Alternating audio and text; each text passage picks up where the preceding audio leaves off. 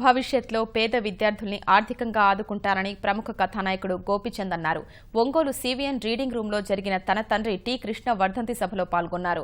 ఈ సందర్భంగా నిర్వహించిన పోటీల్లో విజేతలకు బహుమతులు అందజేశారు. 10 మంది పేద విద్యార్థులకు 10,000 చొప్పున ఆర్థిక సాయాన్ని గోపీచంద్ అందించారు.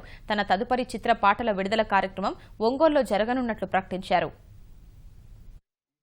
ఎట్లా చేసామో కొంతమంది పిల్లలకు చేసాం, వేరే ఊర్లో కొంతమంది చేస్తున్నాను. నెక్స్ట్ ఇయర్ ఇంకా బాగా చేయాలని ఉంది.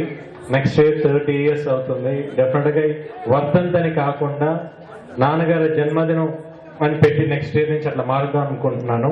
పేద విద్యార్థులు ఇంకా ఎక్కువ మంది కూడా ఇంకా సేవ చేయాలని కోరుకుంటున్నాను. నెక్స్ట్ టైం ఇంకా బాగా చేస్తాను. 13 మిమ్మల్ని అందరినీ కలుస్తాను ఆ యూనిట్తో పాటు. అప్పుడు బాగా తీరిగ్గా మాట్లాడుకుందాం మొత్తం సినిమాల గురించి. ఈరోజు ఈ కార్యక్రమం ఇక్కడ విజయం, ఈసారి ప్రోగ్రామ్ ఇక్కడ స్కూల్లో కానీ, క్విజ్ పోటీల్లో కానీ, పాటలు పోటీ వాళ్ళందరూ విజేతలు అయిన వాళ్ళందరికీ కంగ్రాచులేషన్స్.